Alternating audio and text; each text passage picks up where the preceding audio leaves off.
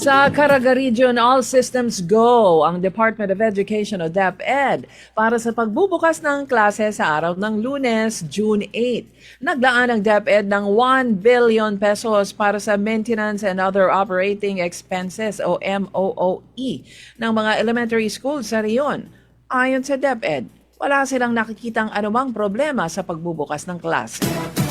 Sa Davao City, nakauwi na ang isang Pilipino na pasahero ng motorbangka na MBCA Kisel J na napadpad sa karagatan ng Indonesia sa pagsisikap ng Coast Guard District Southeastern Mindanao na ibalik ang Pinoy na taga Davao City matapos na lumubog ang malaking bangka sa Olanivan Island sa Sarangani, Davao Occidental at ito'y napadpad sa Camboling Island sa Indonesia.